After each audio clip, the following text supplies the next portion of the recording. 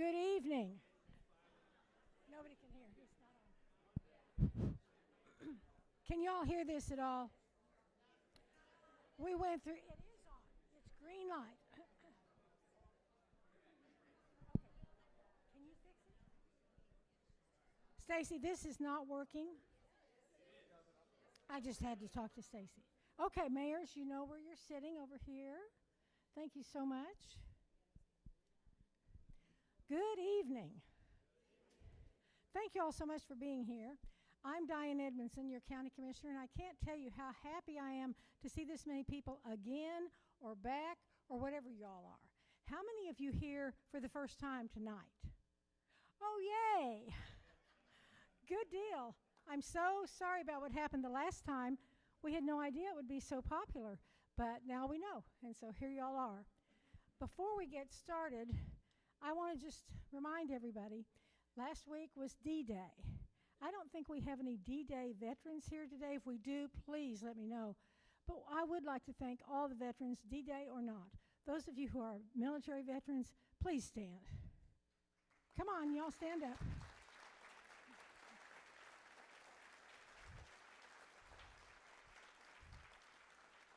Thank you all so much. And we are going to start our meeting, because we are patriots, with the pledges to the flags. Mayor of Justin, who's a veteran, please lead us in the American pledge. And then Mayor Hudspeth, who is not a veteran, but he's a Texan. I'm going to let him lead us in the Texas flags.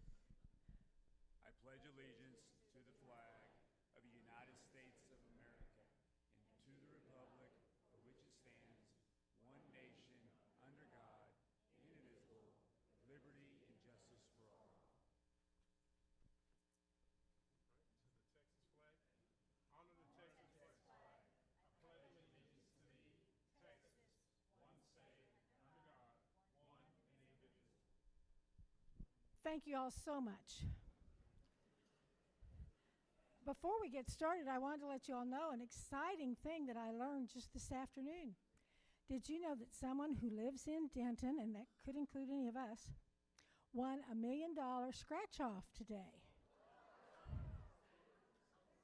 I would like to make a really good deal for the person who might, if they're here tonight, I'll give you a front row seat for a very reasonable price. But I don't see any takers. Okay, well, let's plan then to get started. As we did last time, we're going to run through a series of slides. We're going to talk about several different things. And John Polster, who, by the way, Army Airborne, thank you, John, he's going to take questions as they come up during the presentations. I can do that as well, but I think more likely there can be questions for him. So, with that in mind, why don't we get started? What? You're signaling at me.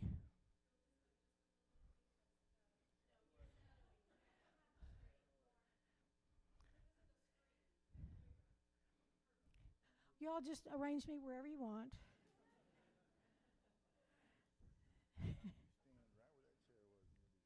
Oh, okay. Thank you, John. He's so handy to have around. Okay, now I think we're ready to start. Stacy, are you ready? Okay, let's get started then with our very first slide. Can you all see that? Hello, come on in, find a seat. Beg your pardon?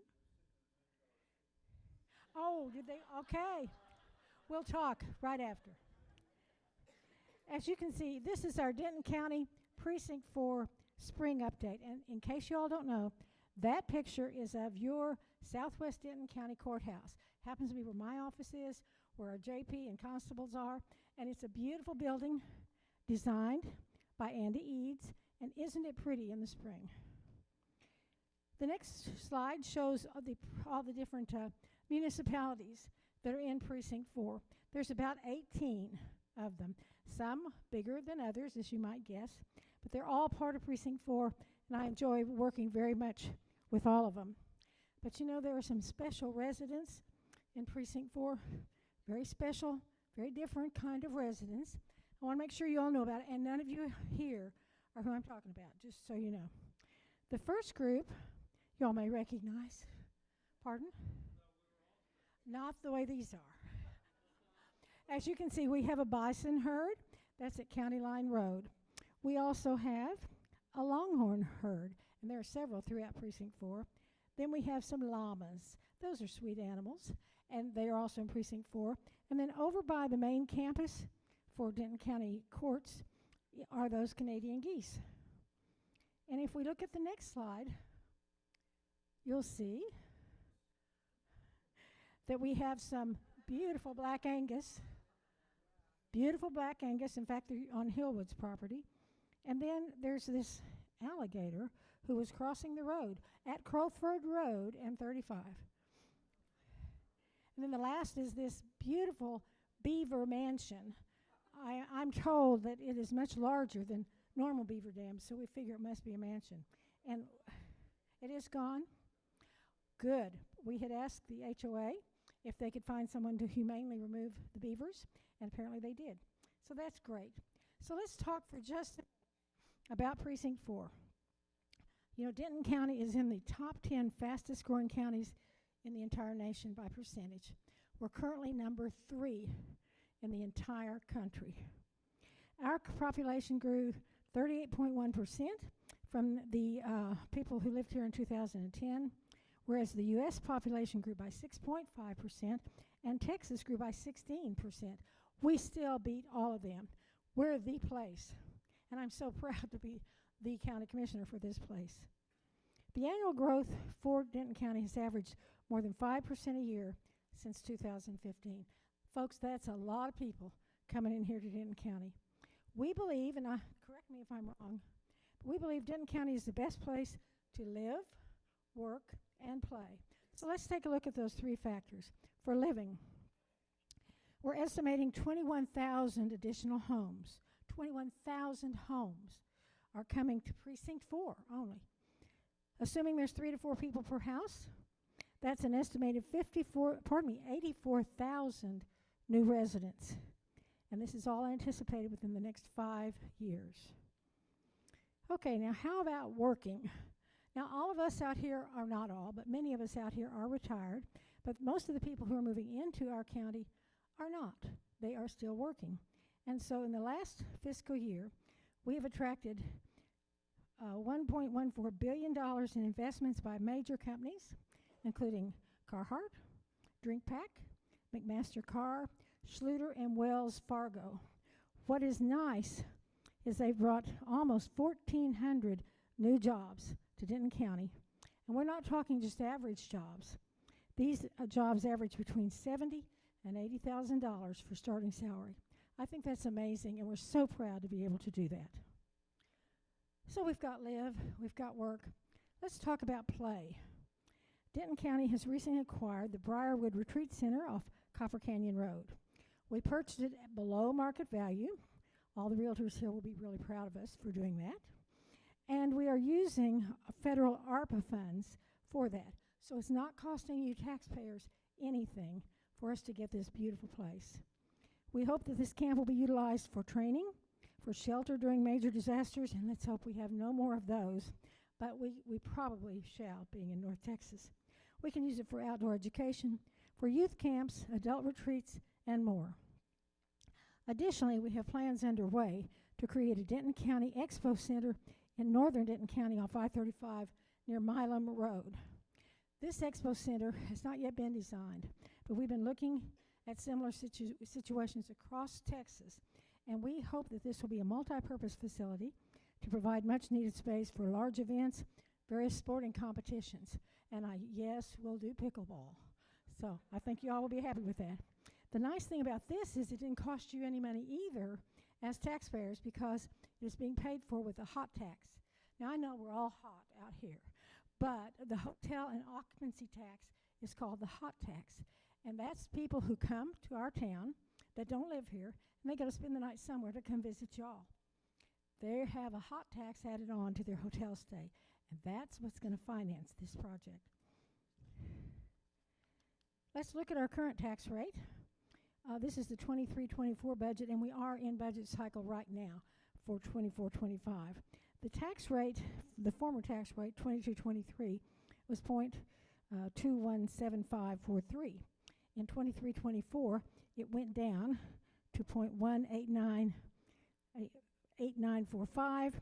That was a reduction of almost a full 3 cents. That's the lowest our tax rate has been since 1986. So I hope you all will like that. We're on the right track as far as taxing, and then I hope you'll like the way we are spending your money conservatively, but for good things for all of you. Now, we are actually among the top 15 counties. We are second lowest in the entire state as far as per capita budgeting. So we're doing our best to make this a real conservative thing for you. Thanks to you all for voting overwhelmingly to support the bond package that passed last November. $650 million. And that is something that we really needed. We've already issued the first tranche of road bonds, $110 million. Those have been sold. The second tranche is to be sold soon, another $50 million. We have RFPs have gone out, and John, I think the RFPs have been closed, and he can talk to you about some of the engineering firms that have been selected to help us with this. The short list of firms was selected by a committee, and the awarding of the projects is moving quickly now, only about 2 to 3 weeks after the RFPs have come in. There is still a lot of bond money to be spent, and we're ready to spend it on y'all. And John's going to give us some really good Precinct 4 projects in just a minute. In the meantime, why don't we, on the next slide, there it is. Y'all recognize that firehouse? Do you know where it is? Well, it's almost right across the street from us. It is in North Lake's Harvest Edition, and they are part of the Emergency Services District, which gives us great service. Right now, there's no direct route to that fire station, but I am told, and I think the mayor of North Lake will be backing me up on this, that our neighbor across the street, the developers of the Ridge at North Lake, are going to complete their portion of the road by the end of the year. So we will have a straight shot to get to the fire station or for them to get to us. And I think that is so important. I've been told by the fire chiefs that every minute that you delay in getting to a heart attack victim lowers his or her survival rate by 10%. So it is very important that we have a great straight route, and that is coming. Oh, and that other thing that's on that slide, anybody tell me what that is? Is that a signal light? Does anybody here think we need a signal light? Okay, show of hands. How many want a signal light? All right. Mayor? No, sorry. The other mayor. Mayor Montini. Look, half the room jumps when I say mayor. Mayor Montini, North Lake, I've spoken this morning with the city manager at Denton, and she assures me that they've got a stoplight in their budget for next year. However, they're going to come talk to you because apparently they think part of that traffic will be coming out of North Lake. So anyway, stay tuned. We will be having a stoplight soon.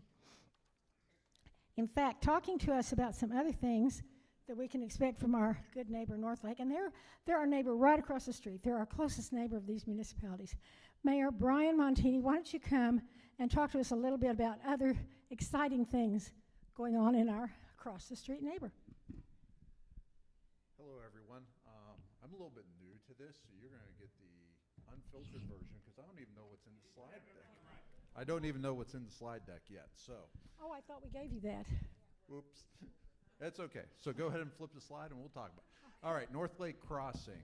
North Lake Crossing is going to be done right across from the entrance of Robson Ranch by Office Equity Solutions. They did the plan at 407 Harvest with the businesses there. So they'll be bringing stuff up to that. And on that, there will be a golf cart dealership, a med spa, Renew Hair Bar. That's maybe it'll fix my head, I don't know. Lviv Nails, Donut Space, Timekeepers, House Boba Tea. Where they come up with these names, I'm not quite sure. There's a breakfast restaurant coming, so typical Texas breakfast and lunch, and a beauty salon. And that's all being done by Office Equity Solutions. So they have a development plan in place. However, whatever tenants come into there is their choosing. So that's where we are with that. There's one of the renderings for this. Actually, that is in front of 407 there. We do have some other things coming in there. I think there's also a Jimmy John's coming in down there, if I'm not mistaken. So finally a sandwich shop somewhere in North Lake. Go on to the next, please. Wow, they got a lot of renderings in here. I think that's the golf cart shop that they're talking about in the overview. So you see they're working on the east side already. You see dirt work being done, and they intend for the west side to be starting in near future. Yes? Is that right outside our gate? Is that what that is? Yes. Yeah, except for Cleveland Gibbs Road is like right here. Okay. All right, so Cleveland Gibbs Road will bisect both halves of that. Next.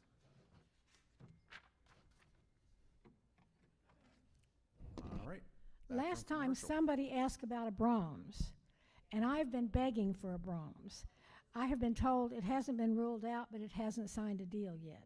So maybe we should keep calling our neighborhood Brahms over in Double Oak and suggest they come over here. So, Mayor, why don't you tell us about some other good things going on in North Lake? I think you've got a special thing to talk about. Okay, very good. Yes, the other things that are going on is, Harvest is almost built out. The Ridge is almost built out. Pecan Square is coming along quicker than we ever expected. With all the new families moving into town, our biggest accomplishment recently is we negotiated a Dallas Stars Star Center down on 114 near the PJ's Coffee. So if you're our quick trip, and then there's PJ's Coffee, and then some open fields before you get to Roanoke.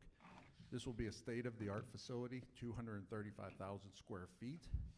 It will have ice hockey, figure skating, basketball, volleyball, and what's your favorite sport? Pickleball. Pickleball. So that is coming soon. The city is building that. The city will own it, and we've done that with 0 property tax dollars. It's all being paid for by the Dallas Stars in their 30-year lease, in addition to hotel tax and a little tiny portion of our sales taxes.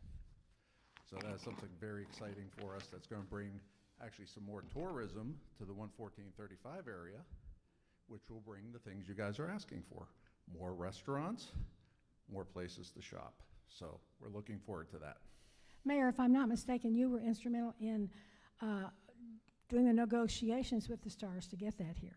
Yes, thank you, Diane. I led the negotiations with the Dallas Stars, and we did groundbreaking just about two or 3 months ago here, and they're moving dirt today. So we're expecting that to open in October of 2025. Thank you and congratulations. Anybody want to go play pickleball there with the Stars? Thank you, Diane. Thank you, Brian. Okay. John Polster, you're kind of up, and we're going to go from you to some of the mayors just taking turns, so try to keep up. Our next is going to talk about 114 East, I believe. So, how many of you all were here last time? Okay, so I tried out some new jokes on my wife, and she says I can't use them. So, you're going to get the old stuff. All right. So 114 East is between 377 and 35W, and we are putting the main lanes in, and then the grade separation at Cleveland Gibbs. Syndicola's got the project, and it's supposed to be done in May of 2026. As contractors go, Syndicola's one of the better contractors out there. The county worked with TxDOT and its partners to get $107 million on this. I think I told you last time. We have this stuff called regional toll revenue. So we told 121 back in the day. We got $1.6 billion from NTTA on that. We've kept it making free roads throughout the county for the last 10, 12 years. During COVID, Council of Governments wanted to keep communities and companies working during the downtime. We gave them $30 million in regional toll revenue funds, and they said, what do you want in return? The county says, we want the main lanes of 114 East from 377 to 35, and at that time, it was $50 million. So we were gonna give them 30, and we're gonna get 50. We never tell them a dollar amount, we just tell them what we want. So we gave them 30 million for the RTR, and we got 107 back in federal dollars to build 114 between 377 and 35W. This is what you'll see now if you go over there to 114. Yes, ma'am. You're going to ask the question. She wants to go back a slide. Go back a slide, Stacy. The ice rink that you guys were just talking about, is it by the word town on Elizabethtown? Okay, Brian, show us where it is. Come on, Vanna. Bam, bam, bam.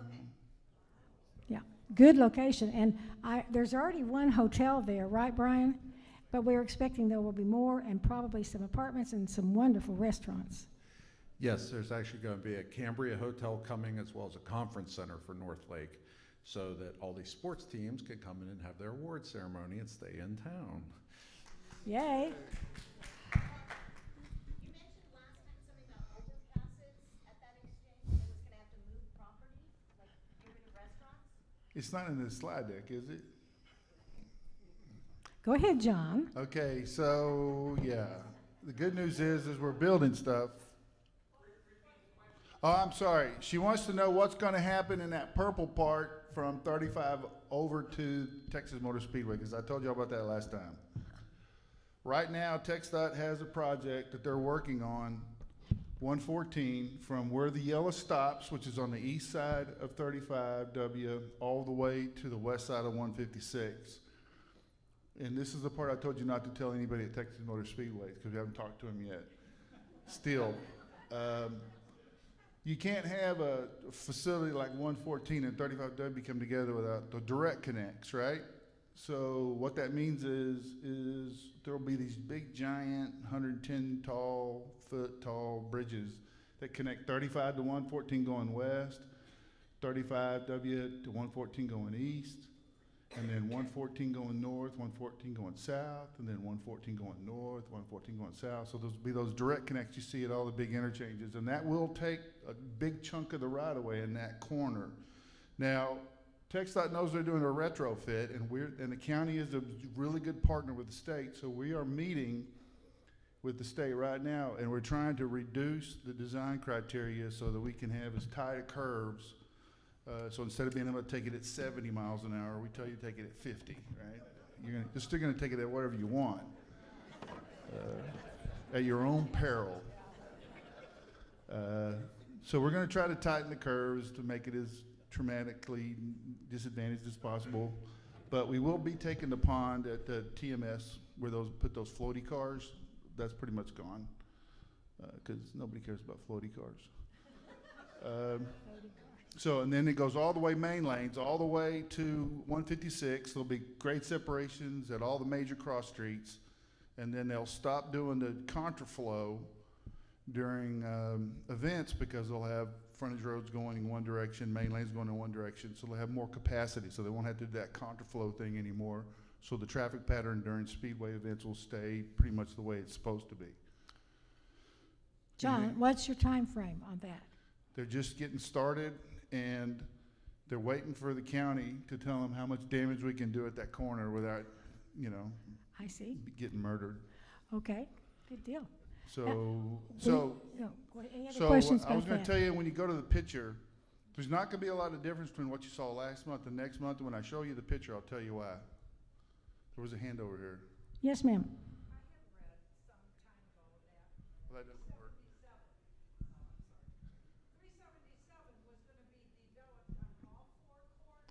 We're getting to 377. It's in there. It's in here. Just hang on. Okay, so every one of those beams you see are 120 feet long. And there are 4 span areas where those bridge beams have to come. They don't come from here locally. They have to drive them in. So it takes a long time for bridges to be built and roads to be built. So what you heard last month and what you heard this month, it's not going to be a lot of difference because there's dog years, people years, and then there's highway years. Okay? So this is like 10 minutes ago we were talking. So that's 114 East at Cleveland. Okay, let's go to 377, which our friend asked about. And then So there are multiple sections. Yes. You Go just for it. raise your hand when you get to the section you want. This is a section in Roanoke between 114 and 170. And it's actually in Henrietta Creek. And it's about $35 million.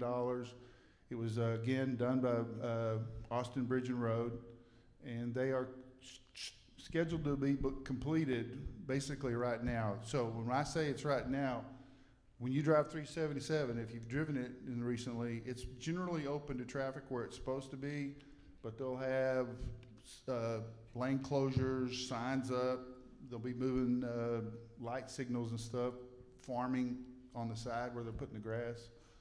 But generally speaking, it's open to traffic, so that should be done pretty quick. Okay, more on 377. So the section from Roanoke all the way to 1171, we call that the creek section. It goes across the Corps of Engineers. Diane calls it the swamp. I do. And we have two critical path items on this project that keep us awake at night. One, the Corps of Engineers, all the green, and then the railroad track, where the railroad guys are. So, which has to do with the way we move our drainage off the road. So we're working with that. We just started that about a year ago. We're looking at having it ready to let in August of 2026. And again, we got to get environmentally cleared. We have to get the right-of-way acquired, the utilities relocated. We got to get an agreement from the Corps of Engineers, which is next to impossible. And we have to get agreement from the railroad, which is impossible, because they were here before both. And so we're just working it, and the reason we're doing it is you got 4 lanes, expandable to 6 going in Roanoke. 1171 up to Crawford Road, we're going to be doing that this year. This year, I mean, in the next 12 months, adding 4 lanes through Argyle, and then it goes 2 lanes up to, don't change it, I'm just talking. 2 lanes up to Brushy Creek, and then from 1830 all the way in, as you know, we go to Denton. It goes to 6 lanes, and that bridge is the same railroad company that we're dealing with all the way through. But when you go up Fort Wood Drive and you see that big giant bridge that's there for the railroad, and you see that there's these columns ready for a second track, we donated that engineering and that construction work to Union Pacific in return for them to expediting the project, and so it only took 9 years. Thank goodness we donated that. All right, John, one thing that I found out in talking with you about this environmental clearance, I mean, I understand they want to know, are we going to kill any plants that don't grow anywhere else? Are we going to have any little critters that maybe are the shrimp darters or something? But guess what? The vultures that are there may be disturbed, and we don't want that. I don't care if we disturb vultures, but I don't. I mean, they may be God's garbage pickup, but it's creepy if you drive through there at dusk and you see these big towers with all these vultures nesting in it. But they're going to have to figure out how to give those folks someplace else to go to bed. Correct. They're called a raptor in like genomes or whatever. And so where they live is called riparian habitat. So all the riparian habitat that we impact, which is significant through the core area, they make us find other areas to mitigate, and they typically make you mitigate 7 to 1. So it's not, when I say core's almost impossible, they are, but the railroad's even worse. So what are they rapting on now? Anything that dies. No, they have those big. Oh, the dead trees. No. They're on those big, sorry, but they're on those big power lines. You know, where you've got those giant metal things? I don't really How care. how are we going to replace all that? We're going to move them. Okay, you heard it here. Right away in utility relocation. And no Okay. questions from the boss. Sorry. Okay, does anybody else have any questions about that section of 377, the swamp?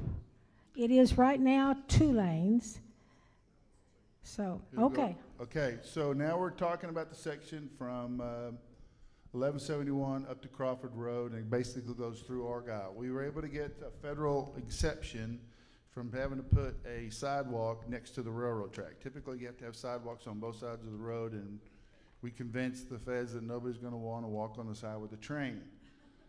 But also the fact that Argyle is so close to the development along 377. This was a corridor that I love it. Does that mean I'm done? No, it doesn't. I thought my mic got shut off. I'll be still. Okay, I'll be real still.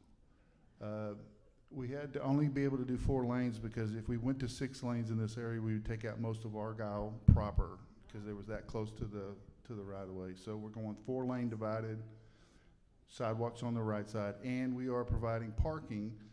There was some historical issues associated with the fact that the railroad had this cutout that they owned, and they allowed a partnership between Denton County, Argyle, and the railroad to be able to cut out this little jog in Argyle proper for parking. So you'll be able to park on the east side.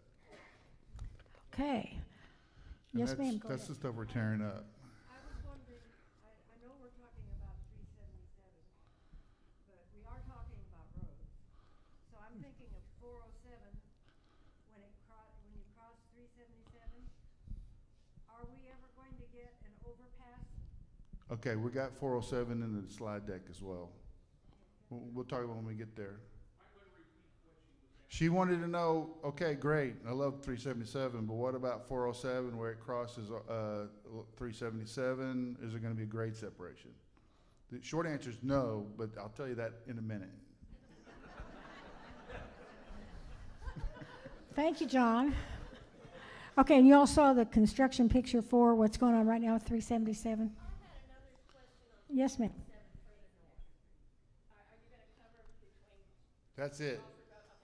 Crawford Road? Okay. Isn't there a stoplight that goes from, what is it, 2449 or something? That's way north. That's covered with Loop 288, but go ahead. No, not all the way to 288. From 35 west, it cuts across, and there's a fire station, what, 7 or whatever, that goes over to 377. That's 2449. 2449. Vantage. A stoplight there, but Vintage, that's City of Denton. That's the mayor's Yes. problem. Mayor. I'm Well, I have sorry. been asking TxDOT. So there I at get it. 377? Yeah, right. So Yeah. what that happened, this is gonna, when I told you about the core being a problem, but the railroad being a really big problem, the same thing that happened at Canyon Falls, where that signal sat there with a bag on it for a year after we built it. The railroad track requires us to do what's called preemption, right? So that when the train comes down the track, all these signals that are attached to the roads, that are attached to the track, 5-10 miles down the road, they get preempted and they go to red. So we'll do the signal installation, the county pays for it, we get it set up, we get it running, and then the Union Pacific comes in and goes, we're gonna have to do the preemption. And they don't wanna go 1,000 feet, they wanna go 5,000 feet, and it costs twice as much as the signal. But, cause they're a union, they use their own people to do all that work. And so it could take 6 months or it could take a year and a half. And the signal's already up, cause it has to be up before the preemption can be done. And you'll sit there being called stupid because you put up a signal that you can't start, and it's not our fault because the railroad won't let us do it till we get the preemption done. So that's what they're working on at Vintage in 377 is preemption. The mayor John, doesn't have to tell us answer what that. you really think about that. Okay, moving right along, let's talk about 1171. 35W to 156. It's going to be a 6-lane urban until you get to the green part. Then we go rural. Difference between urban and rural is urban has curb and gutter, which is the curb with the underground storm sewer. Across the green belt area, we go to an open ditch cross section so that we have best management practices where the water continues to flow like it should. Get back across about where the 1171 is, go back to an urban section, and we die out about John Payne, and then there's, I know the jug handle. Everybody knows that. It looks like a jug handle. What's the name of the road? Tally something? Tally Range? Mayor Price, Mayor Clark. Tally. Tally, Thank you, mhm. Mayor. We're working with City Justin to build Tally as a standalone project so that we can get it done now, so that a lot of stuff that's going on with the development could go on in that area. But that way TxDOT just builds a state facility as opposed to a project that's off system. And we're anticipating Already letted June 2027, and it's right now at about $126 million, 6-lane divided, urban. Mayor Clark, come up and talk to us about some other exciting things going on in our good neighbor, Justin. So I didn't run my new jokes by my wife. Just saying. So as you saw, 1171's coming across into Justin, and where that jug handle, you like that word? Jug handle term was used. Justin's actually paying for that to get it done expeditiously. We're getting our grocery store there, and as part of getting a grocery store there, they need the road done, so we're pushing for that. The county's helping us, for everything. But so Justin's growing. I know most of you all think you live in Justin. I love that because I see you there all the time. Appreciate it.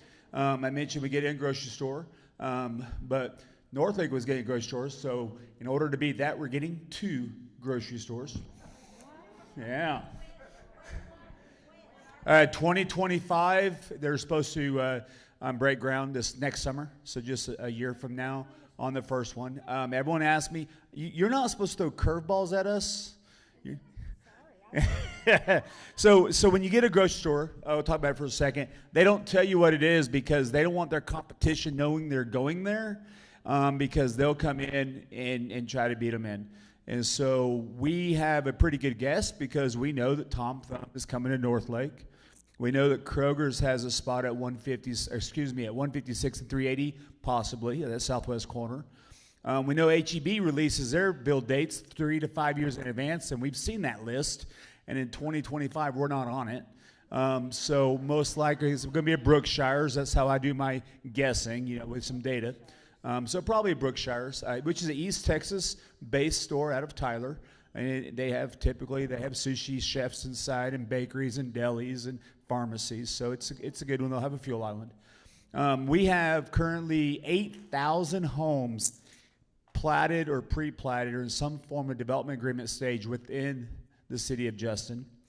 Hilton is putting in over 5,000 front doors just west of our city limits in our ETJ. I say front doors because that includes condos, townhomes, apartments, and those types of things, but that's coming in west of us. We're growing fast. I noticed today she said 3 to 4 people per house. The state tells us 2.7 people per house, and I'll always say that I've never seen a 0.7 of a person. I actually was reminded that's not true. My mom is 3'8", so. But anyways, so we got about 35,000 people coming to Justin, Texas right now. We're being swallowed. Office Equity Solutions, which did the development there in Northlake, and the development's coming across here commercial. They partnered with the city on 36 acres. They bought 18. They've expanded that a little bit to like 24. We're getting 250,000 square foot of retail space. Our EDC CDC extended some grant money to them to get some gas to go through their property, which limited them to just 20% medical. Everything else will be restaurants and boutiques, antiques, boutiques, that kind of thing. Yes, ma'am. No, ma'am. This is on 156 south of north where 1171 comes across, kind of AutoZone area, Allsups, that area back there. And so we have additional development, 14 buildings coming in south of that intersection, 1171. We're getting a nail salon, a Asian restaurant, and stuff along those lines. So, if you need new teeth, your nails, or pizza, we are the place and coffee, as well. So we're growing. We got a coffee shop coming in. I just make this quick. We got a coffee shop. Justin Coffee's coming in. It'll be later in the evening kind of coffee place, beer and wine as well. It's more of a sit-down kind of work, talk to your friends and, take your neighbor's wife to dinner type place. So we... Not for us. Just for community development. It's a younger crowd. Hey, what? Nothing. Anyways, we're growing, guys. We appreciate you guys coming out and supporting us. If it's not for you all, we wouldn't be able to do these things, so thank you. Mayor, thank you very much. Yes, ma'am. I don't know anything about 377. Oh. I was just wondering, these two new grocery stores that are coming in, what's gonna happen to Homeland? You know, Homeland is an Oklahoma-based place. They're on the wrong side of the Red River, and we get produce from them from Kansas City. All right, I love Homeland. They're my pantry, but I assure you, they lost $65,000 a month whenever the dollar store got built across the street 8 years ago. So a grocery store coming in, you know, could probably put them under. Unfortunately, fortunately, it is what it is. It's part of growing. Any Thank other you, Mayor. questions? Anybody else? Okay, Mayor, I'm going to have John come back up and talk about the 377 West project that I believe goes through Justin. 377 West? Well, 407 It has West. sevens in it, that's all, you know. Okay, 407. 377 comes through as fine, Got it. Yes, sir. Okay, here we go. Bring it on. Okay, so 407 from 1830 all the way out to Bill Cook Road. That we just finished the feasibility study on it a couple of years ago. We went right into the environmental clearance process. It's a long stretch of road, so it takes a while, which is several jurisdictions we got to placate. We are looking at having the environmental clearance come June of 2025. Now, what that means is once we're cleared in June of 2025, which is next summer, I didn't know why I told you that. I mean, it seems all right to me. We can start building any section of that road that we want, right? Yes, your section. You just got to come up with the money. Or the county and the state will decide, and y'all can help us figure it out. So we can build any section that we want. We can build breakout projects, whatever we need to do on that project. But at a $287 million price tag, it's a lot to do. And it is essentially a 6-lane divided urban. So the county's never willingly going to build another 4-lane divided road in the county, ever. Right. And there are 8 major curves going through there. Yeah, that. 3 new subdivisions being built already. Yeah, so I'm showing you the existing, not what we're gonna do. Yeah, the state doesn't build a road like that anymore. They did that when cars had, you know, spare tires on the back.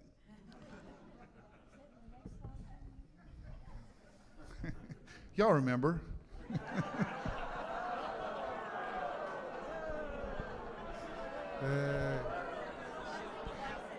I didn't tell my jokes.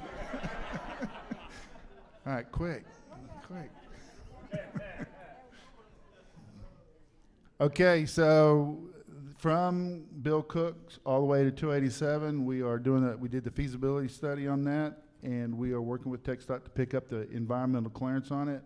That line right down the middle, everything to the east of that line is the Dallas district. Everything to the west of that line, including all the purple, is the Fort Worth district for TxDOT. So we're negotiating on who will pick that up.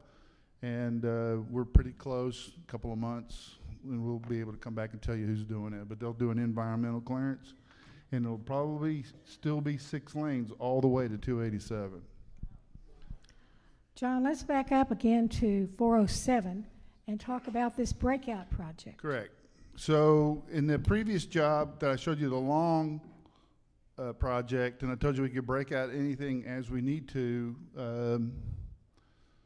Argyle and North Lake, and most importantly Diane, came to me and the district area engineer at the time, says, hey, we got to do a breakout job here because there's a lot of development going on, and we don't need to let this piece of the project lag on with all of the other project sections that we're doing. So we broke out this section from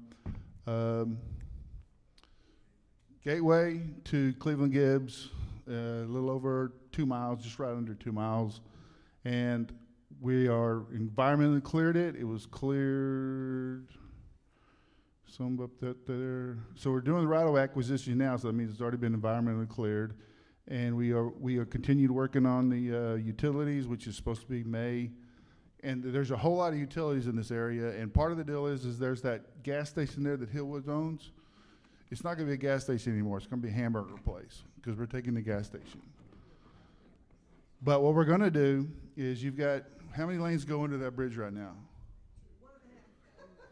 Exactly, 2 and then a suicide lane, right? Half a suicide lane. What we're gonna do is we're gonna chop in the interim the retaining walls down, make them vertical, and we're gonna get 2 lanes in each direction through and 1 continuous suicide lane. So you'll only, it'll get a little bit better. But we're gonna talk about the frontage roads project here in a second. 5 minutes from now, in TxDOT times, not y'all's, we're gonna be doing a project to do the frontage roads from 407 North all the way to 2449, and that includes the interchanges. So about 5 minutes after the concrete cools on this project, we're gonna come in and tear it out and start with the big job. Rick, why don't we have you as the Argyle mayor come up and talk to us a little bit now? There's a picture still. Oh, Now okay, you go go. back. Does anybody know where that is?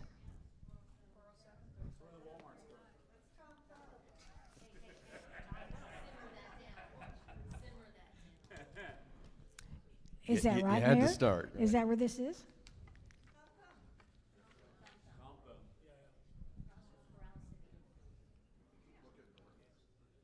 It looks like a grocery store, doesn't it? Okay.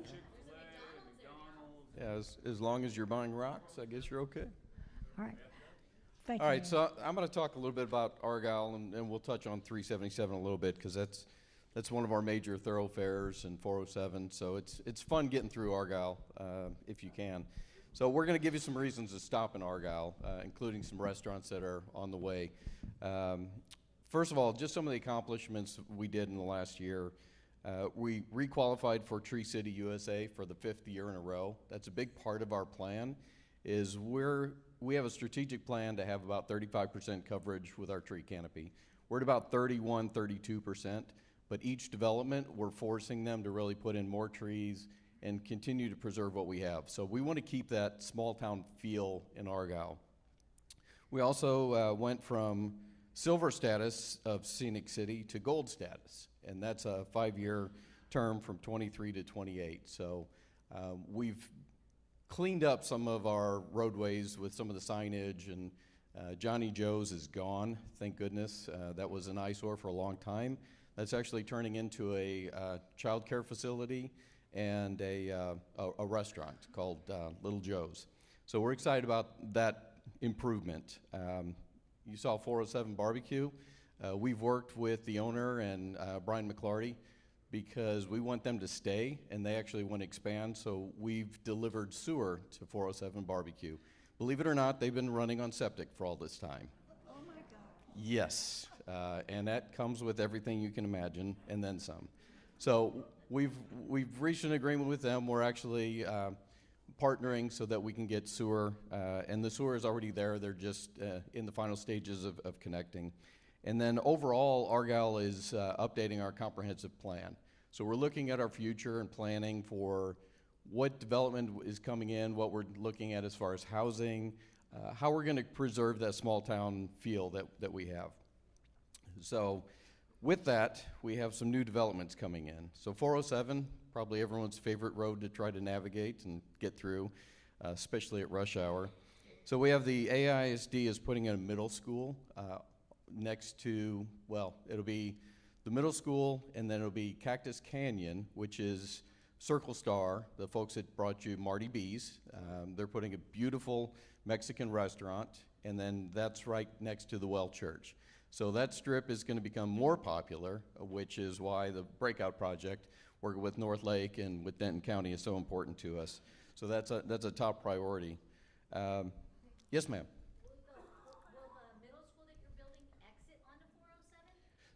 So the question is, will the middle school exit onto 407? That's a discussion, but yes, that is the plan. And so we're working with the school because the original plan was very problematic, But what we've agreed to do is really work with them. So Gateway is supposed to be signalized anyway. So if we can get that traffic to Gateway to the traffic signals versus having two outs onto 407 directly. So our goal is to mitigate that. We know that's going to be a big problem. The only other option was Sam Davis Road, which is a small, very country road, and that doesn't make any sense either because those buses would have to literally go into the ditch to pass each other. So it would be a nightmare. So that is a big concern, and it's one we're working on. So great question. Thank you. And then my favorite project, I'm still puzzled over this one. So we have first of all, there are 3 car washes around Argyle. Only one is going to be in Argyle. The other 2 are in our ETJ. So those are county car washes. The Fast Lane car wash is actually being built under the transmission towers next to Avalon. So they've had to redesign it a little bit because, go figure, they couldn't put it directly underneath the towers, so they've had to modify that design. So it's something we're still working with, and they continue to modify their design, but we're going to have a big car wash there on 407. A couple of the other properties that are open right now that we're working on are what we call the Heritage Track. So that's on the west side of 35, south of Robson Ranch Road. So those big fields that you see out there when you go to the highway, we're working with the developer on several different ideas. So far, we don't have anything finalized, but we are working with them on that. So the goal is to bring some healthcare, to bring in retail, restaurants, all amenities that we're looking for in this area. The other one is on the other side of 35. It's called the Heath Tract. And so we're trying to work with the developer on that. We had a couple of kind of false starts. One was a Walmart. It was a Walmart and regional distribution center. It was huge and would have destroyed all of 407 traffic. Council actually took the step, so now that anything above 40,000 square feet requires a special use permit. So it allows us to have a little bit more control over the size of these developments so that they're actually compatible with the region. A couple of other developments. You've probably seen the 2-story building next to CVS. That's the Neighborhood Shops by Slate. So far we've confirmed the Dallas West Dance Center is on the top floor. Branded Bowls by Circle Star, the same folks that brought you Marty B's. They're bringing essentially a Chipotle type concept into that building. We're also working with some other potential restaurants or not fast food, but kind of fast service food type places. So we'll see what else happens in there, but there's going to be Prestige Nails, FAC Med Spa, and potentially some other things in that development. Next to the post office, you've probably seen some dirt move there. It's actually going to be 9 different buildings, with the front one on 377. It'll be a restaurant. Can we get a parking lot there at the post office? Ideally, we can get a new post office somewhere else. I don't understand that post office. I've been in there, and there's 3 people, and there's 100 cars in the parking lot. So we've talked to them. We're trying to figure out what we can do, but it is just an untenable situation. It's horrible. I don't recommend going there. But next to that, we're going to have some development, and behind it, so next to it, you'll actually have a restaurant. That was one of the things that we required was of the 9 buildings, they're going to be small businesses, roll-up doors. It's going to look very much like our old town area, but it looks really nice. But we'll have another restaurant in there. And then US 37. One of the things that we're looking at is we're actually in the process of trying to acquire property for a new law enforcement center or police station. As it is now, from what you saw with the design of 377, Officer Wallace will literally have a drive-through window. So, that could be good. You pay your ticket as you drive through Argyle, but not the best situation. So we're looking to actually find another place for a law enforcement center, and ideally a new town hall to go with that. I already mentioned Little Joe's Restaurant. Everyone remember Fuzzies and, for the brief period, the St. Argyles? That's going to be a Denton independent burger company. So we're really excited about that. Yes, ma'am. Is Argyle getting a new high school? No, not at this point. The population of Argyle is 5,700. Oh, the school? That's a good question. So right now, the plan, as I understand it, is our middle school that's on 377 that used to be a high school will become a high school again. So it won't be a new high school, but they're continuing to build, because AISD actually falls into 5 different municipalities. So our town is 11 square miles. The school district, I think, is about 22 or 23 square miles. They're double the size of the town. So it's been an interesting relationship. I think that's pretty much it. The last thing yes, sir. You talked about we go from Robson Ranch down towards the highway, where the Robson Boulevard or whatever road transitions to Crawford. Mm-hmm. Is there any projects for that underpass and flooding that happens down there? I'll ask my my colleague Mayor Hudspeth on that one. That's actually Denton, and it's TxDOT. So, so the question is that section that goes under 35 from where Robson Ranch Road transitions to Crawford Road. Yeah, so that breakout job that we talked about, I don't know who asked the question. I want to get him faced with the name, with the threat. Just kidding. The 407 breakout job, that's the project that takes those 2 lanes and you look, you'll see there's slanted embankments for the bridge. They're going to cut those embankments off, and they're going to put 2 lanes in each direction, and you'll still have a 1 continuous left turn lane for that breakout job, which is supposed to start next year. In the interim, the area office is committed to doing what those are called cold patches on those big potholes y'all hit. But a cold patch means that it won't be there the first time you hit it. So we're just trying to keep y'all mollified until we can get out there and tear it all up, and then you'll really be mad.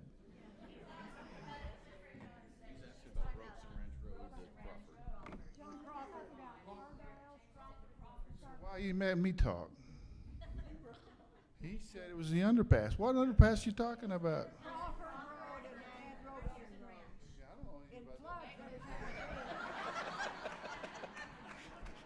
You can save that question for Mayor Hudspeth when he comes up. All right, gentlemen back here, and then I'll get to you.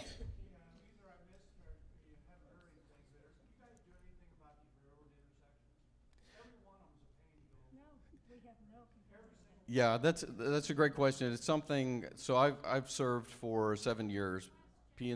So the question is, are we doing anything about the railroad tracks and the crossings? So I've been on council in some way, shape, or form serving the town. So I was on P&Z for 3 years, council for 3, and then mayor for the last. So the railroad tracks have been a big concern for us for a long time. So part of that's going to get fixed with 377 and 407. So they're going to improve some of those intersections. What we've committed to do is also we're working with the railroad, and we have an agreement to actually do quiet crossings. They're not silent crossings. So as a part of that, with the 377 project, by partnering with TxDOT, we can actually improve those intersections at a much lower cost than if the town were to try to do that on our own independently, not to mention all the hassle of working with the railroad. I don't know if it's going to be like 1171 or not. Yeah, so what I have heard is where the CVS is there, that big dip when you come over, that will actually be raised up, so about 7 feet. So it'll be kind of a hill from from the railroad tracks down towards CVS. So, yeah, thanks, John. There will be no grade separation on 377 and 156 other than 1171 that is not already existing today. The only one planned in the future is the one we showed you, where we cross over at, we're gonna do 377 for 1171, and we're gonna do 1171 at 156. Those are the only two crossings for all the railroads in this area. Everything else, you're just gonna have to put fire stations on the other side of the railroad track. Okay, you got me. We just hired, I think we're hiring somebody right now. Committees were meeting, we're picking up an engineering firm, and we are gonna study that as a federally funded project. The reason it's federally funded is because it's about 30 million bucks to do a grade separation minimum over a railroad track, because you gotta have 24 feet separation. And my recommendation to the county is, if you're gonna spend that kind of money, go get 80 cents on the dollar from the feds. It takes you a little longer to get it environmentally cleared, but you get a better project and you get a bigger project. So straighter, yes, we plan to do that. Rumor has it, and I don't know if it's true or not. Oh, a bridge. Out here. Yeah, I use fancy words because I can charge more. Hey, and did you know in engineering there's no such thing as a decline? They call a decline an inverse incline. Shouldn't hand him a mic. Anyway, rumor has it, 407, south side, west of 35W. I've heard some sort of medical facility, hospital, whatever. So the question is 35W west, south of Robson Ranch Road, No, south on 407. south of 407. So I believe you're talking Cleveland Gibbs and 407, the southeast corner. Medical City has bought 26 acres from Hillwood. They have not released any plans because that's technically in the Corral City area, so that's their own government. But we know it's Medical City on the deed, and we know it's 26 acres. So I'm guessing a medium-sized hospital or a very large urgent care medical facility. Yeah, and I'll just add to that we have had discussions with the developer that brought in a major hospital system looking at south of Robson Ranch Road along 35W as well. So they're interested, definitely. There's a lot of interest from medical. So. Anybody else for the mayor? Yes, ma'am. Are there any plans to fix South Road? Oh, thank you. That would not be this mayor. That's That will be Northland. Yeah. Okay. yeah. Fout Road. Fout. Sorry, Brian. Fott Road. Okay. We have two major roads that you're going to ask me about. One's going to be Fott, and that is the next one on the project schedule. It's going to be a full depth replacement, so a complete shutdown while it's rebuilt.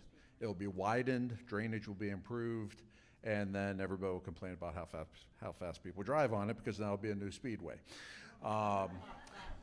Second one, which probably affects some of you, is Florence Road North past Stardust. This is one that I'm going to be making very good friends with Diane about to see what we can get done there. But we tried to, that was actually number one on our list last year. Unfortunately, we could not strike a deal with the landowners for the additional land needed to do the proper drainage, which has killed the roads. So we pushed that project aside. We're going to Fott. I've directed staff to come back and circle around to Florence Road again, where we'll probably have to use some sort of eminent domain, which makes the council very uncomfortable. So, but that is our next, you're probably two to 3 years off on Florence, and Fott should be starting within the year. So we want Cleveland Gibbs to punch through before Fott Road shuts down. That's the reason for a delay. All right, I'm going to end on a positive note. So the other thing that we've been doing, I really wanted to see a lot more community engagement. And when I say community, I mean the greater community. So we have sponsored a senior group. It's the Golden Agers. So they do bingo, and lunch is provided by the town. So y'all are welcome. Please check the website for information on that. And then we just started a farmer's market. It's the second Saturday of every month through September, and it's just off of 377 behind the Argyle Party and Gift. So if you think of that red two-story building next to what used to be Fuzzy's, it's essentially behind that. So again, that's Saturday mornings, the second Saturday of every month through September. So, thank you very much. Appreciate your time.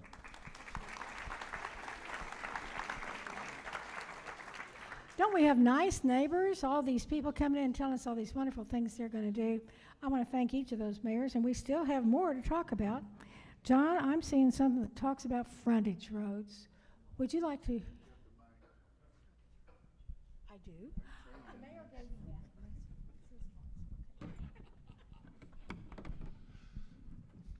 that. Okay, so we've got two sections of frontage road. In this segment between basically 407 South to Del Earnhardt, what we're looking at is the entire corridor is environmentally cleared, which means we can build segments as we wish.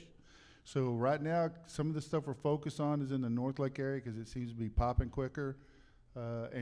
We will attempt to try to do as much of the frontage road section as possible, but money is as a limitation. We will only build what we can in order to make whatever developments y'all can need to get to more accessible with the frontage roads between, again, 407 to Dale Earnhardt. And your bond program has money in the bond program for frontage roads on 35W. So the state's going to take 407 north to 2449, which is ultimately Loop 288. So that takes it off our hands. So we're going to put all our efforts into this green section as those projects pop up. So cleared. So the right-of-way is being acquired now, which means the utilities are being relocated. So if we come up with a breakout project, it'll be straight to design and construction. Now we're in the northern section. So essentially what they decided to do, they were going to try to, they've got $288 million of the $423 million that they need. And so what they decided to do is they're going to build frontage roads from 407 north essentially to 2449, except for when you get to, what's that one road that it's in the city of Denton that has just one crossing, Avery? No, it's not that. It's just it's just, you see when you drive, you go, that guy's got a grade separation. There's no any roads over there. It's just a bridge. We're not going to build that grade separation there because there's no development. But we'll build all the grade separations, including all the majors. And if there's a flip in the stack, which means that you used to go over, now you're going to be at grade, we'll do that along with the frontage roads from, again, 407 north to 2449. So this project is got a ready to let of September 2025, right? I told you we're doing the breakout job in 5 minutes. Right after that breakout job's done, we're going to turn back around and let this job, and then they're going to redo that interchange at 407. So your life's going to, technical word I use is suck, but I can't use that here. So it's going to be bad for a while in that area. John, now comes the project that I want you all to know about, because it's the project from hell. It is going to be awful for some time. I think it's awful now. How many of you go up to where University crosses 35? Do you do it intentionally? I mean, it's terrible. So this is definitely in the plans. John, talk to us about it and then tell us how long we're going to have to live with that before we get relief. Okay, so the good news is we're spending $600 million to do a project between this, what we call the merge to 77 North. And we're going to be tearing that whole segment up. We're going to be having from the merge to 380, the 2-3 frontage roads, which means that there's 2 frontage roads as you come across the cross street, and then there'll be an auxiliary lane that comes in after the cross street for 3 lanes. And then right before you get to the cross street, there'll be an on-ramp, and there'll be 2 going to the next cross street. So it's 2, 3, 2 frontage roads, say 6 in each, 3 in each direction. There'll be 6 lanes of general purpose. And from the merge to 380, there'll be 4 toll managed lanes. They'll be built, you won't drive on them. How many cross 407 on 35E? Anytime. That bridge is at its ultimate cross-section. So all that pavement you see out in the middle that nobody's driving on, those are the toll managed lanes in the future. That's what we'll do between 380 and the merge. From 380 north, it'll just be 6 lanes with 2-3 frontage. And when we're building this, the contractors that bid on this project could not bid more than 56 months.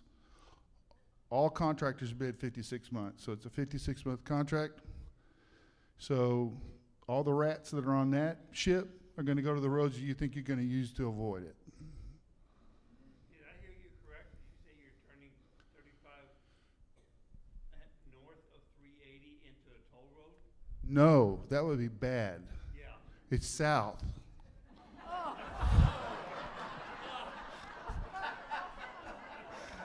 Just kidding. Just kidding.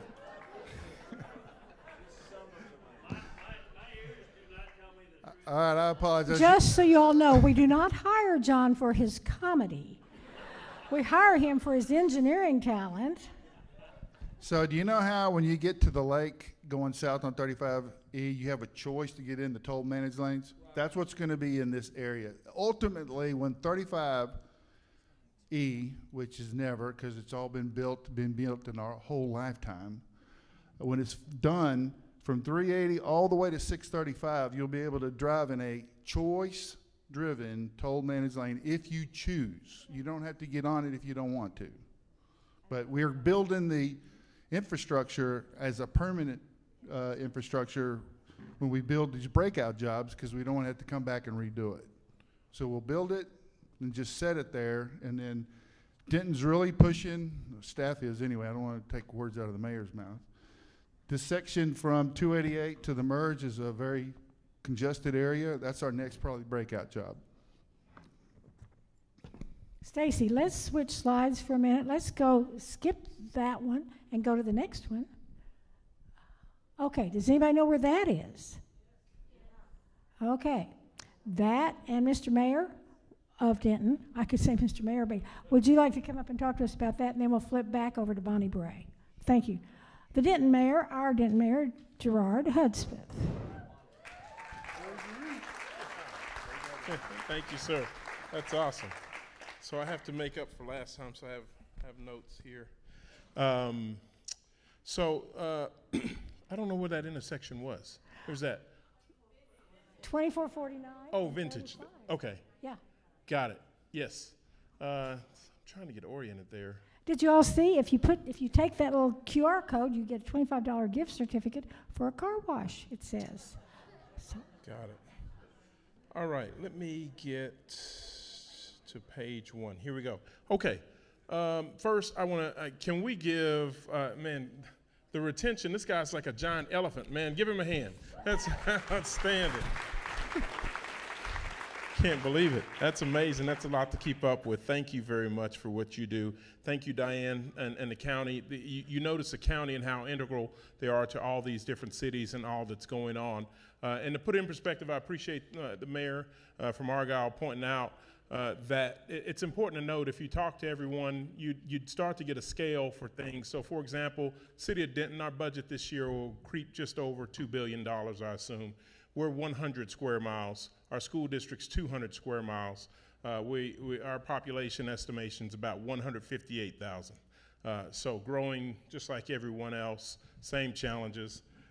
With that being said, what I wanted to touch on is a couple of restaurants, a couple of things that are coming on board. I just found out, preparing for this, we're going to get our 5th McDonald's, so business is good. Good night. So on State School Road, that'll be the 5th one. There's one by C.H. Collins by the stadium there off the loop, and so this 5th one is going to be on the corner there, State School Road. Then there's another Starbucks, talk about lots. So that's going to be near the Discount Tire Loop 288 area, McKinney, if you're familiar with that, and there's a Jack in the Box there. I was excited to see Saltgrass going in across the highway from Outback Steakhouse, and I went to Longhorn Steakhouse the other day. Both of those are doing very well. Longhorn Steakhouse projects to get a neighbor, IHOP, so that'll be an interesting pairing. They're all to go in front of Buc-ee's, but that's kind of in the works there. And what you're noticing, what I'm noticing in Denton is there's a clustering of the same restaurants just because it's so difficult to get around town now. And so you have people that they're just shopping, they're shopping in their general area. So you'll see, I believe we'll see more multiples in different parts of the city because that's the only way to take advantage of that growth, I believe. And then downtown area, there's a couple of, if you're familiar with McNeil's that used to be there, that is turning into Rose's Costumes. It'll be there. One, and then there's another one down the road there. There'll be probably another restaurant or so. And if you're familiar with it used to be the old post office. It's technically on Locust. It's down on the corner of Locust and, what is that street? Locust and McKinney. And someone bought that, and they're going to turn that into condos potentially. They're looking at what that building could be. So that'll be higher-end condos downtown. And then if you didn't see in the newspaper, if anyone's interested, the purple building there, the Opera House, it has a bookstore and everything, is for sale, just under $5 million. So we'll see who comes in there. It sounds like whoever comes in is going to maintain the lease for the recycled bookstore. That's important. But and that's a really neat building there. It has a two-story like main suite, if you will, and then one bedrooms throughout there. But it's a really neat space. Yes. Do I understand the main post office in downtown Denton, is that moving? No, it's the old post office. So the main post office, just like we all have the same problem. Federal government does what they want to do, and they're not interested in moving those older buildings. I wish they would move ours, but no. So the main post office there will stay. It's across the street was the old post office. That one's vacant, and that's the one that will be renovated. Yes, thank you. Thank you for helping me clear that out. Then also, Target, I talked to I was there. If you are familiar with Embassy Suites, just behind it and just to the, I guess that would be to the east, we did a groundbreaking for Homewood Suites 2. So Embassy, the same owner, O'Reilly Group, will build a second hotel for more rooms, larger conventions, that sort of thing. So groundbreaking there. Interesting enough, the same construction company building at Homewood Suites is building Target. And that second Target is ahead of pace, they said, and moving well. So we will see when that comes online. But so Target, if you're working from the corner of University Drive, you have, In-N-Out, and then you have Chili's. And then behind that, you have At Home, and Dick's is coming on board. Next to Dick's across the street would be Target, just before you get to Winco. Yeah.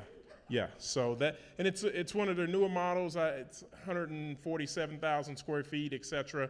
But it's one of their newer models, more energy efficient, more light glass instead of lighting, all those things. So really excited to have that come on board. It has a covered pickup area, so you pull in and they load up your groceries and that sort of thing. So that'll be neat. Yes.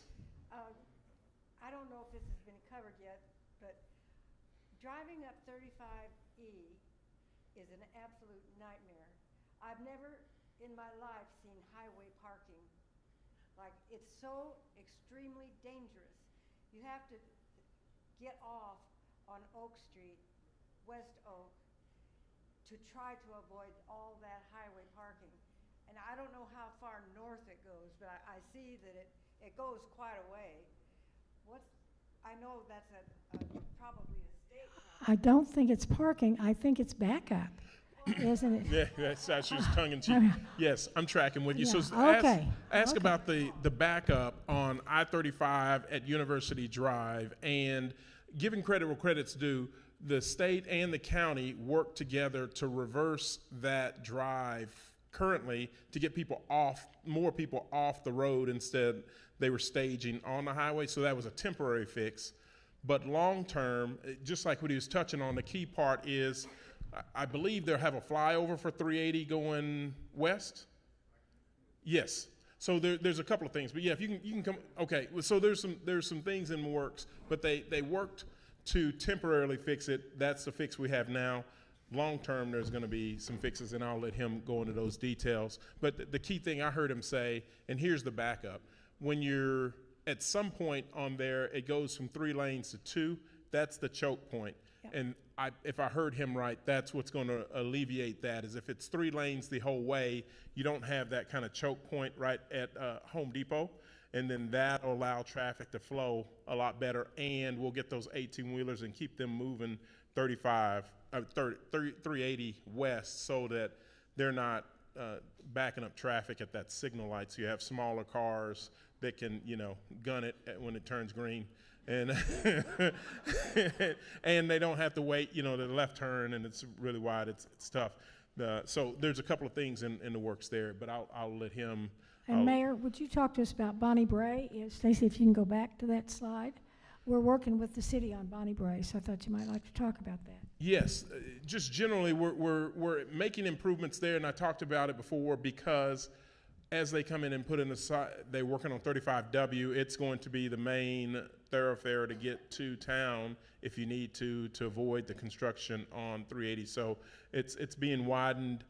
So we have the different phases there, and so it's being widened all the way down. Right now, we're working in front of DACU Stadium in advance of the football games, and I'll digress for a second.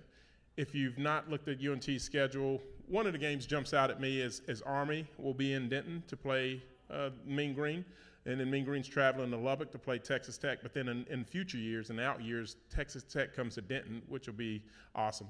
So when you talk about the benefit of Bonnie Bray and all that game day traffic and all those things, it's just critical that we get that fixed and widened. So all the way that stretch will be widened. And while I'm there, I'll jump around a little bit. If it's not on your radar already and you've seen the white signs, that planning that's coming on the east side of 35 as you go into town, it's on the right, there's all that green space.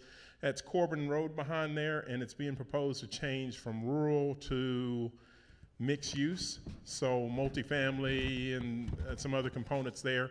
And so if you're interested in that, that's Denton Planning and Zoning, and that is a meeting on Tuesday, I believe. I'll sure that up, but yeah, it's 6/12, so I think that's a Tuesday at 6:30, and it's 166 acres, and it's a public hearing, so anybody can speak, and it's item B. So just so you know, that discussion's coming up Tuesday. So is it Wednesday? Thank you, the 12th is Wednesday, thank you. So it's if you're leaving and you're going 35 north, you'll go past Vintage, and you'll look to your right, and all that green space is kind of sunken area just before you get to UNT, and you'll see the white signs there, you just can't read them. We got to work. We got to work on that. That was the idea. I was like, wait a minute. We make them put the sign there. No one can read it, especially when I'm doing 70. Then, if you didn't know, UNT has a new president. That they have a sole finalist, and his name's Dr. Keller. You can look him up. He's coming to us. He lives in Austin currently with his family, 3 kiddos, and so they're moving to he'll be the next president. He'll take over in August. So if anyone's interested in that information, that's out there. Then let's see. We had a great turnout, City of Denton, for our police testing. We have 11 vacancies we have budget for to fill, and then we're still trying to grow that. So that's really encouraging that people are willing to step up. We've had more partnering with the county on this emergency and our state agencies. We continue to partner with them. We continue to use our drones more and more technology to make sure we keep everyone safe. Yes, sir. Is anything happening on that bypass from Vintage to 380? Because we've talked, that came up several years ago. Yes, I don't know. I've not seen anything. That's why I want to watch this. Repeat the question. Oh, okay, got it. Thank you. Has anything happened with the bypass at Vintage and 380 was the question. And the answer is yes, they're planning on working on that. That may be in his area, because that bridge is I believe they're looking to turn that, especially with those multifamily there, but I don't know the timing on that bridge and widening, but he'll go into detail there. But yes, they're talking about that. In the back, yes. Any plans for Costco? Man. Not that I have heard yet. I know there's one going in down 380 towards, is that Frisco? Yes. And I'm hoping to give them the hard sell. For Denton, there's a few places that we've talked to that we're just trying to reel them in. And it all, as you notice, it all runs together as they talk about Harvest and Pecan Square, same company, right? We talked about it. Hillwood, that just puts pressure on Hillwood to go faster right here, because that's the next logical space where they have space to continue to meet demand. Yes.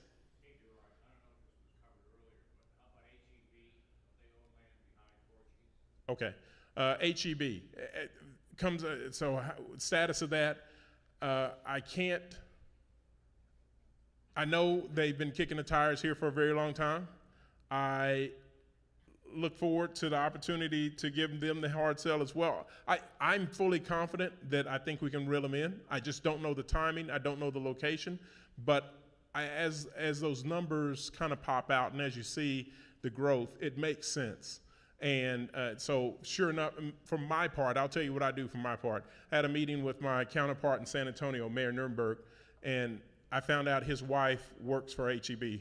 So I said, hey, Mayor Nuremberg, here's a card for you. Give me a call whenever I can be of service. Take this other card, hand it to your wife. Tell her how awesome Denton is. So I continue. I'm always selling Denton, and so I think we will be able to land them at some point. And then just be careful what you wish for.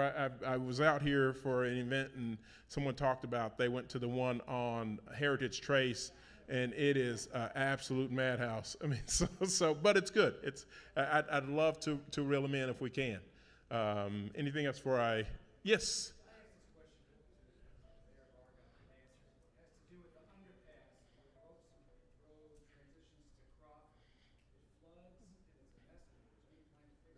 Yes, yeah. TxDOT is working on that, and they're going to improve that.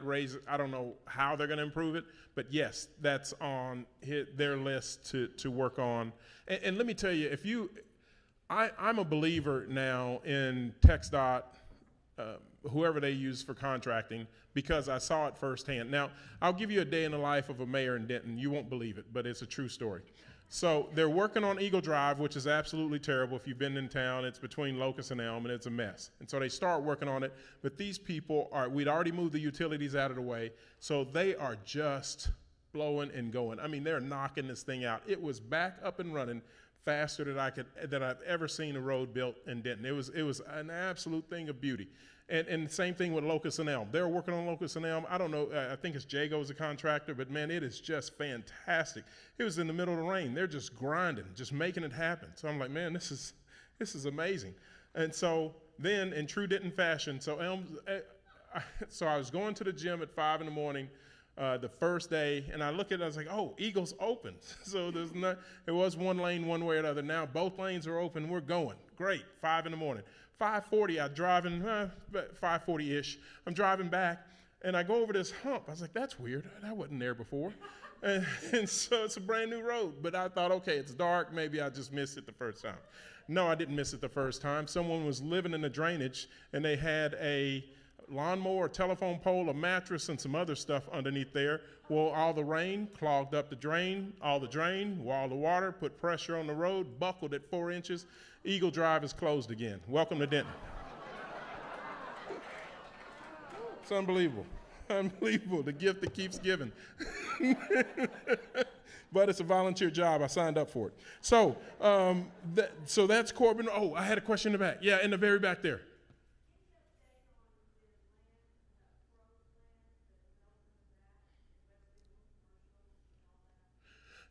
So so the question is, thank you. So the question is the Perot's land there and any updates.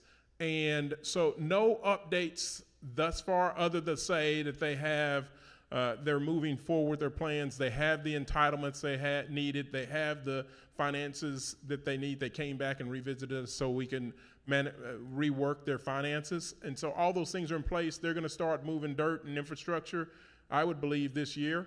And based on, again, the results in Hunter and Pecan Square and the other properties, I think they'll move here pretty quick and get going pretty quick with at least phase one, because I forget the number of houses they're selling a year, but it is substantial, and so they need the space.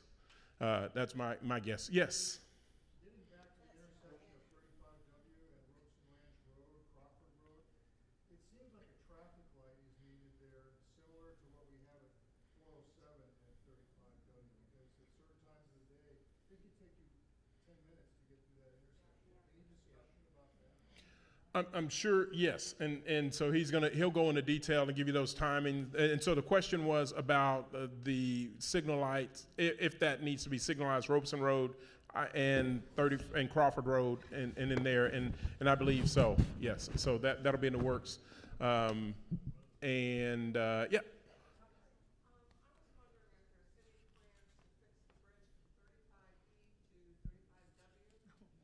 Okay, bridge from 35E to 35W, plans to fix that. Yes, and that merge project, that's going to get caught up in there. But I'm not sure what the plan is there. But so I'll leave that to him to give you the details. But yes, they are planning to enhance that. And interesting enough, they try to maintain traffic flow as they're working now. I think it's a new initiative. I don't see how they do it. It's people smarter than me, but we'll see how they do. But I also am terrified of that intersection. Then we have the old historic City Hall is called City Hall West. If you remember, it was on a bond program, and the bond program, the voters voted it down, the funding. Now we've put out now again, the city owns the building, we will own the building, continue to own the building, but we put out a request for proposals to understand what that building could be, how it could be used, how can we partner with someone to have financing to maybe a private company but manage the building. We would maintain ownership. So we'll see what happens there, but that's City Hall West downtown, if you're wondering, the older building downtown. And then if you've not been, the Texas Veterans Hall of Fame Museum is in the Golden Triangle Mall, and they've made some new enhancements. And so if you've not been to Golden Triangle Mall to see that, it's a really good group. They volunteer a lot around the community. They did a fundraiser for those affected by the tornado, so they're a really good group. But if you've not been by there, I would recommend dropping in to see them. And then the city of Denton continues to talk. We're municipal electric. We continue to watch and monitor federal funding to see, not federal, state funding. There's a push for new electric generation in the state, because you just, as we grow, that's going to be a priority. And so we continue to watch to see if there's partnerships available that someone would invest in a new generation plant, not in this area, but kind of so that we can have it staggered. But if we may participate in that, we'll see what comes up. But that is a priority for the state. And lastly, I think, yes. Yes. October, again, in true Denton fashion. So Grapevine is Christmas USA and all these things. You have these different cities, and their claim to fame. The City of Denton just launched an initiative, and we're going to continue to push that out for Denton to focus on Halloween. So Halloween, we have 31 days of photographic opportunities. So if you're Instagrammable places around City Hall and around the Quakertown Park, and TWU has Boo at the U. If you've never taken your grandkids there, it is absolutely by far the best trick-or-treating, the best experience your kids will have, because you have all the college kids that are working the booths, and they're all into it, and it's family friendly, and they just do a really good job. And so every day in October we'll have just different features, that sort of thing. And then I'll tell you, the highlight is about 15, this year it could be even bigger. I would say we could creep up to 16,000, 17,000 people descend on downtown Denton, because we have that last Saturday in October, if you're plugging it into your Palm Pilots or your Blackberries. So it's the last Saturday in October.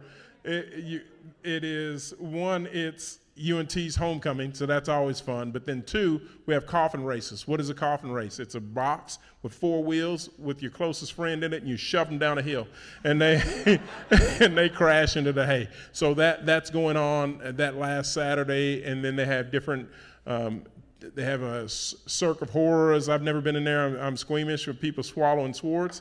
But if you're into that, that's there. But it's really neat downtown. And so that's going on. And I'll tell you, this Saturday we have, if you're not familiar, we have Juneteenth parade. That's this Saturday. Then Saturday, it's June 29th, which is weird because we won't do it in July. But we have our parade in town. And then I'll be out here at the ranch on the 4th. To be in the parade and get a hamburger afterwards. So looking forward to that. So lots of great things happening in the city of Denton. Anything else, any other questions I can answer or anything I can speak to? Yes? Just was curious about the number of multifamily complexes going in everywhere in Denton rather than single-family homes. Yes, and so the question was about multifamily going into Denton versus single-family homes. So that is the developers, kind of their evaluation of how a deal can pencil, how they can pay for the land, that sort of thing. But I will tell you, even if you look at, I'm encouraged by the fact that if you look by Walmart on Loop 288, right to their, I guess that would be to the east, you have townhomes going in there. There's townhomes behind Razor Ranch there. That would be behind Academy Sports. They have some townhomes going in there. So they're being really good about, now you also have single family homes for rent. They're a little further north on Bonnie Bray, and that's a problem, depending on how you see it, that's a problem, but those are the options that are available. So trying to be more diligent about that, but absolutely trying to be, where we can, limit the multifamily options, just because I want to see where we grade out initially. So we have 6,000, so there's 4,400 being built as of about a month and a half, 2 months ago, and then 2,000 in their final stage of approvals. So between that, I want to see where those shake out first and make sure we're not saturating the market, but make sure we have housing for people that need it. And then I'll just, to my fellow mayors, I will say this: the bridge is now open. Mayhill still a mess at Colorado, that 4-way stop, but the bridge is open now, and 1 lane's open each way, and we're getting closer to having that open run. My word to those that are watching the council meetings and the discussions, and those that my fellow mayors, what happened there was we had a homeowner that we went back and forth with on eminent domain. So we went to him, we said, hey, we need the property for this. We need a segment of your property. And then there was a stalemate, and then there was, I don't want to lose my home. And then they stopped the process, and then they came back to it like, hey, we really do need it now. And there was this, okay, well, we'll pay you. And it was a significant money. It was like $4 million that they were going to pay for the home. Well above market, but what he could earn off of it. And so we went back and forth, and that delay is what's happening now. That's the cause of it, because we finally just said, hey, we have to do it. We have to have it. Well, now we're behind. Now traffic's on top of us. Now it's increasingly worse. So the key is, as a community, as rough as that is, for us, a city to have to make that decision. If you make that decision, go, right? And trust the data, trust information, and move forward. And Don, before I sit down, I did do my homework, and I have, when it comes to internet providers, I have, now staff says it's a VP decision for these institutions, but I'm going to leave this with you, and it's contacts, and so I have a digital copy, and so you and I will reach out to them, and maybe we can get them out to talk, but so I have contacts for the Government Affairs Director for Charter Communications and Frontier. And then I have staff working on the other 2, and we'll try to get those. But at least you have those. You and I will reach out to them, try to get them here to come talk or get a feel for where they are. But I'm continuing to chase that down to try to see if we can give Grande some competition. And I have heard great things about Starlink. I don't know if anyone's tried that. That's Elon Musk's company, and it's so satellite that they use. But I've heard good things, but I have not tried it myself. Yes? I was working for the Bell system when it was broken apart. And this Grande communication area was a mom and pop, small area.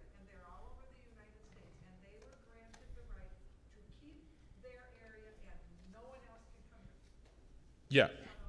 Yeah, and if that's the case, that may be the case, but then I think Starlink may be a good option to look into, because that's Elon and the sky, and that's it's free market. So maybe it's, and I don't think it's that expensive. And I've seen cruise ships start making their way to that model as well. And different tribes in remote areas have gone to that, and so I've again never tried it, but the anecdotal information I've read about it seems positive. Yes. Oh, you're very kind. So how do I find time to do everything I do? I have an awesome wife that allows me the free time to do these things, and then I do enjoy it. I'll tell you this. It's the best part of my service is we have 37 meetings a year that are like pulling teeth. It's absolutely terrible to have 6 people that you didn't pick that you have to work with. But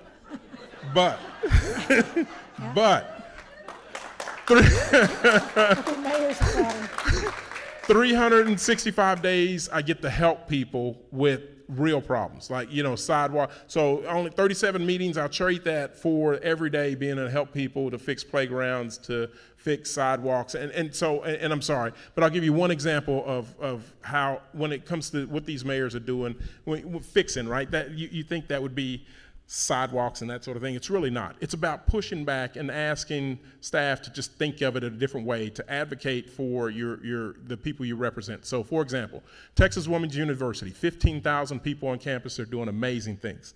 But some of the houses on Texas Street right next to it said people were blocking their driveway. And so I go to staff and say, hey, someone's blocking the driveway, what can we do? Hey, can we put parking spaces there and just mark them so they won't park? Said no, because state law requires if you're going to put parking spaces, you have to do a study, ADA study, and you have to put in ramps and all that stuff, and it becomes cost prohibitive. And so that's fair. That's a true assessment. It's like, okay, great. They were done. They're like, okay, on to the next one. I said, no. People are still blocking their driveway. What's plan B? And so then when prompted, they come back, and now this is going to sound a lot like a parking space, but it's different, I guess. They said, what we can do is we can park, by ordinance, you have to park a certain amount of space away from a driveway, so we can paint that space away from the driveway so that they know they can't park that close to the driveway. And if you drive Texas Street, you'll see the white markings around the driveway. But that's what it is. That's what being a mayor, that's what being an advocate is. It's simple things, and being a commissioner, it's pushing back and saying, hey, what else? What's plan B? What's plan C? In those instances when people are like, hey, here's your answer, move on, to go back and say, well, I can't go back with that answer. We need a new one. And that's the best part of this job. And then for that, I get 37 meetings with strangers that I don't like. Yeah. Thank you, Mayor. Do you all agree we're very lucky to have this man as our mayor here in Denton? Congratulations on your reelection, Mr. Mayor, and congratulations to each of these mayors who were just elected. So I'm going to ask, we're going to skip part of what we have here because the hour is getting late. Would you all like to know about Strader Road? Okay, we do have something on that. John, can you cover that? Stacy, can you get to Strader? She's got it. Okay. So you all know where Strader is, right? Okay. If you go out and take Robson Ranch Road west, you curve around, go past Stardust Ranch, and then you come to a little V, and you stay to the right, that is Strader. You'll know it because it's half the time it's not even there. In fact, we'll show you some pictures. But it is going to be the east-west way to get from 156 to 35. We got to have it. So let's look at it, and we'll tell you what we're going to be doing. Okay, John, go ahead. Okay, so we are in the process of picking up an engineering firm to do Strader Road. You'll see that it's a fairly expensive project. So we recommended the county take the time to hire a firm that knows how to do federal environmental clearance so that we can be eligible for federal funding. There is federal funding for projects that aren't on the state highway system. They're called Surface Transportation Block Grant Funds, but you don't need to know that. But they are eligible for any road that's above a collector in federal functional classification and above, which this will be when we're done, and it includes a grade separation at the railroad track, and it connects a state facility, 156, to interstate, which makes it, Stacy, show them the picture. it's there.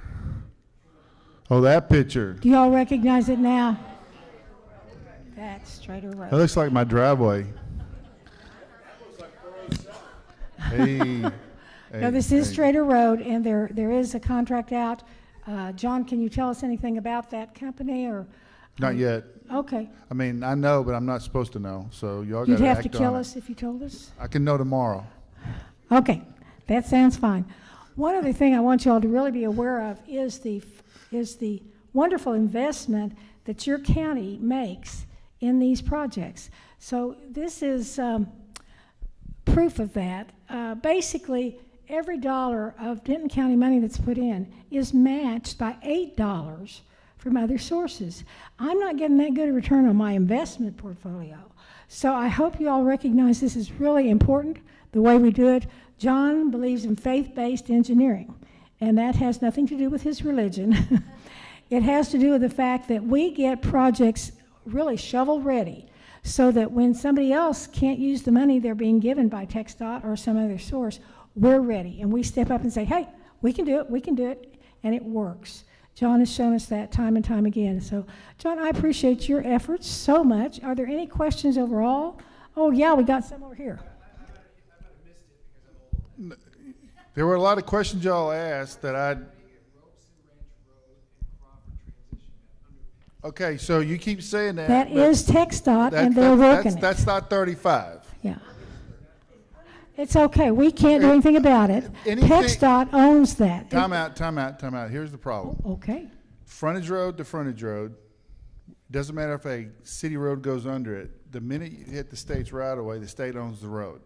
Okay, so it goes, Argyle owns Crawford Road to the right of way line, TxDOT owns the right of way till it gets over to the other side of the highway, and then City of Denton owns Robson Ranch Road. But everything in the middle may be called Crawford, and it may be called Robson, but it's a state facility.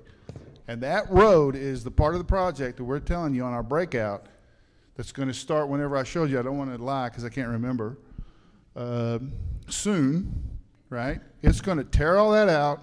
It's going to take those curved and slanted embankments, chop them straight, put 2 lanes through going east, 2 lanes through going west, and a center line. And it'll be new pavement. And then about the time the concrete cures, our 35 frontage road project's going to come in and tear that entire bridge out, right? And put 407 at grade with 6 lanes and 35 over, and then Texas U-turns. It'll be a massive interchange. John, that's the 407 thing. And what we're talking about is the Crawford. Same thing with Crawford. It goes 407, okay. Crawford, Cleveland, Gibbs, 2449, anything that crosses 35W from 407 north will have a new bridge, and it'll be the ultimate bridge. Somebody asked me about the merge on 35, the parking lot. Who was the parking lot lady? I thought it was you. Yeah, you're the parking lot lady. So 35W comes north to the merge. It comes from 2 lanes to 1, right? You see them. They all queue up in that 1 lane. And then there's 3 lanes on 35A. They come together, and they all got to merge into 2. And then they get to spread out to 3 right before 380, and then they got to go back down to 2. All of that stuff is going to be redone in 5 years.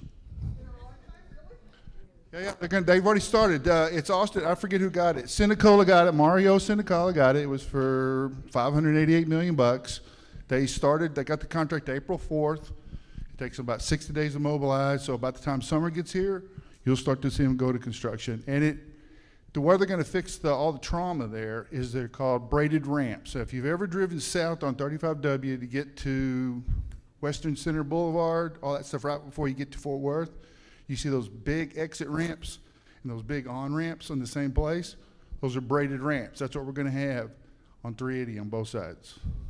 It'll be massive. John, you got a few more questions? One over here.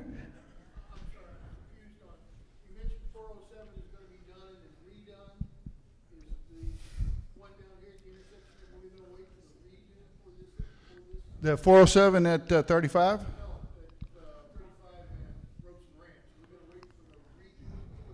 So that starts in September next year. So, look, it's $1 billion. It's kind of hard to get. They pace it out over years, but that project is set to let in September of 25. With the breakouts sooner, but your job is going to come in and all the way to Denton is going to not be happy. And let me tell you, TxDOT has been very responsive to us on that dip and that collection of water. They have fixed that 2 or 3 times for us.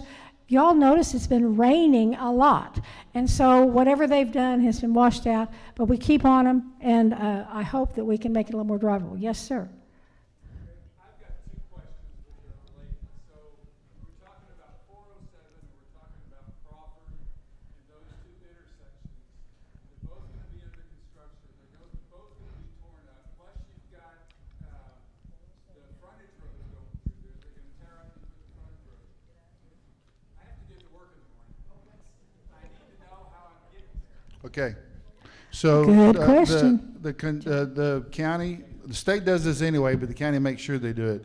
When you have a 12-mile section like that where there's, I apologize. He wants to know, you got Robson Ranch being done, you got 407 being done, you got frontage roads being built. He's still got to get to work. How's he going to get to do it? The mayor alluded to it a moment ago. The state has a policy that if there's 4 lanes on the road right now open to traffic, they will keep 4 lanes open constantly. Now, they may not be in the same place, right? And they may not be as safe, but they will be 4 lanes. On the bridges, they'll do alternating bridges, right? So they won't do consecutive bridge structures. They'll do alternating bridges so that you only have every other bridge to have to traumatize. And right now, from 407 north to Denton, there aren't any frontage roads. So if you're driving out there, you're on grass. So don't drive yet.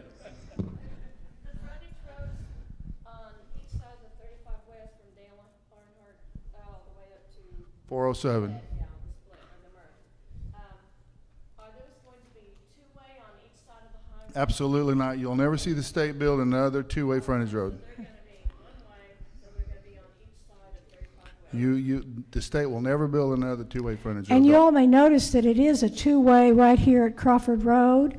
But the reason for that is that the farmer who farms on that plot of land there has to have a way to get his tractor in and out. All So those are that going one away. That one short stretch is 2-way. That reminds me of something. A few years ago, they put some poles up along those ramps at 35, our ramps, and to keep the semi-trucks from pulling off and gouging out the ground on the side of the ramp. But Bollards. those all disappeared now, and now we've got a big. Okay, Amanda Miller's the area engineer for the Denton area office. We'll talk to her. Yeah, just real quick, back on 114 East, the completion date was that, which was like May of 26. Remind me, does that include the interchange with 35? It does not. It does not. That's the project, the 35, that we're working with TxDOT right now that we got to not tell the Motor Speedway about. Yeah, that's $1 billion. Anything else, guys? Thank you all so much for coming. Isn't it better when you get to come in and sit down?